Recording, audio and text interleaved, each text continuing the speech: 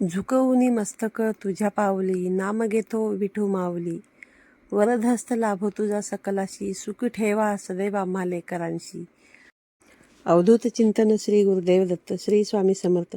तुम्हा सर्वांचं स्वामी मराठी या चॅनलमध्ये मी मनापासून स्वागत करते आणि आजच्या या नवीन व्हिडिओला सुरुवात करते. आषाढी एकादशीला देवशयनी एकादशी का म्हटले जाते? मनुष्याचे एक वर्ष ही देवांची एक अहोरात्र असते आणि दक्षिणायन ही देवांची रात्र असून उत्तरायण हा त्यांचा दिवस असतो. आषाढ महिन्यामध्ये येणाऱ्या कर्क संक्रांतीला उत्तरायण पूर्ण होऊन दक्षिणायन सुरू होतं. म्हणजेच काय की देवांची रात्र सुरू होते. म्हणून आषाढी एकादशीला देवशयनी अर्थातच देवांच्या निद्रेची किंवा हरी एकादशी असे म्हटले जाते. या दिवसापासूनच चातुर्मासाची सुरुवात होते आणि ती कार्तिकी एकादशीला संपते अशी मान्यता आहे.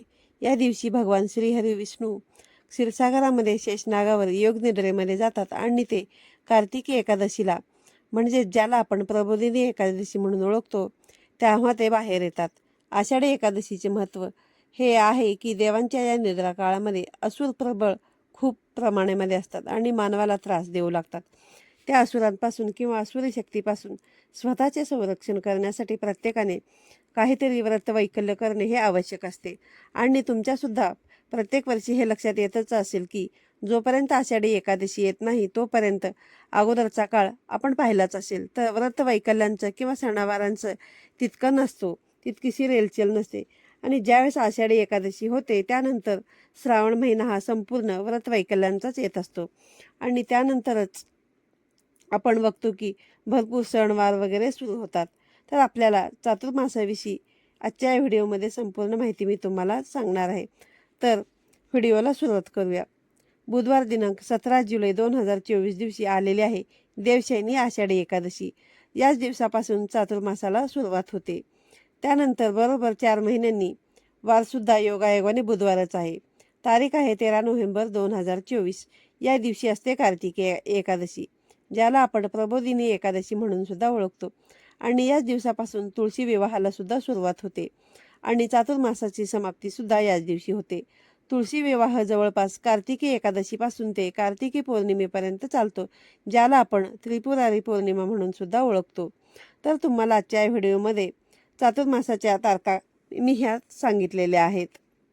तर यंदाच्या तारखेवरून तुम्हाला असं लक्षात येतं की बरोबर कार्तिकी एकादशीच्या दिवशी चातुर्मास न संपता तो एक दिवस पुढे जातो. म्हणजेच 13 नोव्हेंबरला चातुर्मासाची ही समाप्ती होत आहे. फक्त एक दिवस जास्तीचा यावर्षी आलेला आहे. आता आषाढी एकादशी आणि चातुर्मास महात्म्याविषयी जाणून घेऊया. श्री गणेशाय नमः. वक्रतुंड महाकाय सूर्यकोटी समप्रभ, निर्विघ्नं कुरु मे देव सर्व कार्येषु सर्वदा. गणपती बाप्पा मोरया, मंगलमूर्ती मोरया. श्रीकृष्णांनी युधिष्ठिराला पद्मा एकादशीचे महत्त्व सांगितले होते. एकादशीचे महात्म्य सांगताना ते पुढे म्हणाले की आषाढ शुक्ल एकादशीचे पद्म हे नाव असलं तरी ती शयनी एकादशी म्हणून सुद्धा प्रसिद्ध आहे. ज्यांना मोक्षाची इच्छा आहे त्यांनी ज्यांना भगवंताची कृपा व्हावी म्हणून या एकादशीला भगवान विष्णूंचं शयन व्रत करावं आणि ज्यांना चातुर्मासामध्ये व्रतांचं आचरण करायचं आहे त्यांनी सुद्धा या व्रताचा याच दिवशी संकल्पपूर्वक आरंभ करू शकतात. युधिष्ठिर म्हणाले की हे माधवा, श्री विष्णूंचं शयनव्रत कसं करतात आणि त्याचे कोणते नियम आहेत हे मला सांगाल का? त्यावरती श्रीकृष्ण म्हणाले की आषाढ शुक्ल एकादशीच्या दिवशी उपवास करायचा असतो.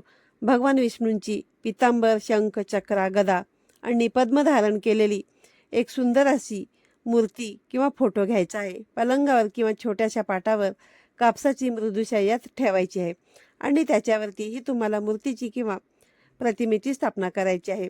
आणि विद्वान ब्राह्मणांकडून त्या प्रतिमेला अगोदर पंचामृत, त्यानंतर शुद्ध जलाने म्हणजेच स्वच्छ पाण्याने तुम्हाला स्नान घालायचे आहे. वस्त्र अलंकार अर्पण करून चंदनाची उटी लावावी. सुगंधी फुलं, धूप, दीप, आरती अशी षोडशोपचारे पूजा करावी. नमस्कार करून म्हणायचं आहे की हे देवा, तुझी लीला कर्तृत्व अगाध आहे, अगम्य आहे, ते कुणालाही कळत नाही. तू निद्रिस्त होतास तेव्हा चराचर विश्वनिद्रेमध्ये होते. तू जागृत होतास त्यावेळेस सगळ्यांना जाग होते.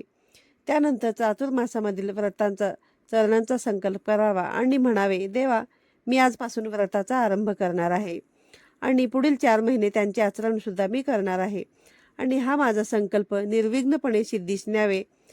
तेव्हा श्रीकृष्ण पुढे म्हणतात की धर्मा, आता मी तुला चातुर्मासामध्ये नित्य नियम करणाऱ्यांना काय काय फळ मिळते हे तुला सांगतो. तर सर्वात अगोदर पाहूया की पहिला नियम काय आहे तो. जो मनुष्य चातुर्मासामध्ये रोज सकाळी आळस न करता मंदिरामध्ये अथवा देवघराची स्वच्छता राखतो, रांगोळी काढतो आणि चातुर्मासाच्या समाप्तीला ब्राह्मण भोजन देतो, तो 7 जन्म ब्राह्मण कुळामध्ये जन्म घेत असतो. त्यानंतर पुढचा नियम असा आहे की जो मनुष्य चातुर्मासामध्ये भगवंताला पंचामृतने स्नान घालतो त्याला विष्णू स्वरूप प्राप्त होते आणि अक्षय सौख्य लाभते. त्यानंतरचा तिसरा नियम असा सांगितलेला आहे की जो मनुष्य देवाला उद्देशून सत्पात्र ब्राह्मणाला सुवर्ण सहस्त्रभूमी दान करतो, तसेच फळेसुद्धा दक्षिणाही देतो, तो इंद्राप्रमाणे अक्षय स्वर्गसुख भोगतो आणि तो वैकुंठाला जातो. चौथा नियम हा सांगितलेला आहे की जो मनुष्य चातुर्मासामध्ये देवाब्राह्मणांची षोडशोपचारे पूजा करून सुवर्णाचे कमळ अर्पण करतो, तो इंद्रलोकामध्ये जातो. पाचवा नियम हा आहे की जो मनुष्य चातुर्मासामध्ये तुळशीपत्र वाहून भगवान श्रीहरी विष्णूंची पूजा करतो आणि चातुर्मासाच्या समाप्तीच्या दिवशी ब्राह्मणाला सुवर्णाची तुळस दान करतो, तो भाग्यवान होतो. त्यानंतरचा 6वा नियम असा सांगितलेला आहे की जो मनुष्य चातुर्मासामध्ये देवाला किंवा पिंपळाला नित्य प्रदक्षिणा घालतो, तो विष्णू लोकामध्ये जातो. त्यानंतर जो मनुष्य चातुर्मासामध्ये नित्य सायंकाळी ब्राह्मणाच्या सदनामध्ये किंवा अंगणामध्ये दिवा लावतो व समाप्तीला स्वर्ण वस्त्रदीप दान करतो, तो तेजस्वी होतो आणि अंतिम वैकुंठाला जातो. यानंतरचा 7वा नियम असा आहे की जो मनुष्य चातुर्मासामध्ये नित्य हरी मंदिरामध्ये जाऊन गायत्री मंत्राचा 108 वेळा त्रिकाल जप करतो, तो निष्पाप होतो. जो मनुष्य चातुर्मासामध्ये विष्णूला प्रिय असलेली कल्याणकारक तुळस आणि तुळशीची माळ धारण करतो आणि समाप्तीला ब्राह्मणांना भोजन देतो, तो भगवान श्रीहरी विष्णूंना प्रिय होऊन अंतिम वैकुंठाला जातो. 8वा नियम हा आहे की जो मनुष्य चातुर्मासामध्ये ब्राह्मणाला विष्णू स्वरूप मानून गाय दान करतो, तो त्रिविध पापांपासून मुक्त होतो. त्यानंतर 9वा नियम असा सांगितलेला आहे की जो मनुष्य चातुर्मासामध्ये वस्त्र सुवर्ण यांचे दान करतो, तो पापमुक्त होतो.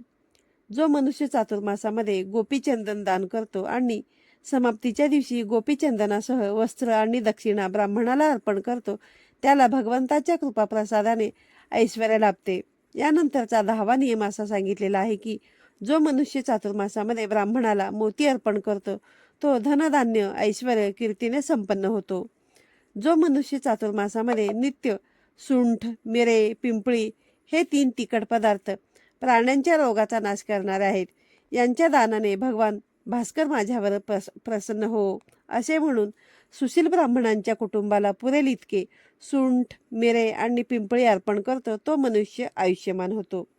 यानंतरचा 11वा नियम असा सांगितला आहे की जो मनुष्य चातुर्मासामध्ये सालंकृत सवस्तदेनु उत्तम दक्षिणेसह ब्राह्मणांना दान करतो, तो सर्वज्ञ होतो, तो कधीही दुसऱ्याच्या अधीन राहत नाही. त्याच्या पितरांना सुद्धा अक्षय ब्रह्मलोक प्राप्त होतो. त्यानंतर 12वा नियम असा आहे की जो मनुष्य चातुर्मासामध्ये विष्णूंची भावभक्तीने गायवादन सेवा करतो. यानंतरचा 13वा नियम असा आहे की जो मध वर्ज्य करतो, तो राजा होतो. जो गुळाचा त्याग करतो, त्याला वंश चालवणारी संतती होते. जो तेलाचा त्याग करतो, तो सुंदर शरीराचा होतो. जो करडईचं तेल सोडतो, त्याला त्याच्या शत्रूंचा नाश सुद्धा बघायला मिळेल. जो मोहरीचे तेल सोडतो, त्याला उत्तम ऐश्वर्याची प्राप्ती होते. 14वा नियम असा सांगितला आहे की जो मनुष्य चातुर्मासामध्ये तिखट, कडू, आंबट, गोड, खारट, तुरट या 6ही रसांचा त्याग करतो, त्याला कुरूपता येत नाही. यानंतरचा 15वा नियम असा सांगितलेला आहे जो मनुष्य चातुर्मासामध्ये तांबूल म्हणजेच विडा वर्ज्य करतो, तो रोगमुक्त होतो. यानंतरचा 16वा नियम असा सांगितलेला आहे की जो मनुष्य चातुर्मासामध्ये पायाला किंवा मस्तकाला अभ्यंग लावण्याचे सोडतो, तो कांतिमान होतो. जो मनुष्य लक्ष प्रदक्षिणा घालून भगवान श्रीहरी विष्णूंची सेवा करतो, तो हंसयुक्त विमानामध्ये बसून वैकुंठाला जातो. यानंतरचा 17वा नियम असा सांगितलेला आहे जो पर अन्नस्त तो वर्ज्य करतो, त्याला देवत्व प्राप्त होतं. म्हणजे जे बाहेरचं अन्न आहे ते खायचं नाही, त्याला देवत्व प्राप्त होतं. जो मनुष्य अशा प्रकारे चातुर्मासाचे महत्त्व लक्षात घेऊन काही ना काही व्रताचे आचरण करतो आणि कोणत्या ना कोणत्या गोष्टीचा या काळामध्ये त्याग करतो, त्याच्या जन्माचे नक्की सार्थक होते. कारण त्याग ही कोणतीही व्यक्ती करू शकत नाही, पण चातुर्मासाच्या निमित्ताने जी व्यक्ती त्याग करायला शिकली तिला भगवान श्रीहरी विष्णूंचा कृपाशीर्वाद मिळाल्याशिवाय राहत नाही. अशा प्रकारे साक्षात भगवान श्रीहरी विष्णूंचंच एक रूप असणाऱ्या श्रीकृष्णांनी धर्माला चातुर्मासाचे महत्त्व समजावून सांगितले. तर आजच्या या व्हिडिओमध्ये मी तुम्हाला चातुर्मासाविषयी सविस्तर माहिती दिलेली आहे. त्यानंतर भविष्योत्तर पुराणातील शैली एकादशीचे महात्म्य पूर्ण झालं. श्रीकृष्ण अर्पणा असतो. हरी बोल शुभम भवतु. हा व्हिडिओ तुम्हाला आवडला असल्यास व्हिडिओला लाईक करा, शेअर करा आणि तुमच्या नातेवाईकांपर्यंत शेअर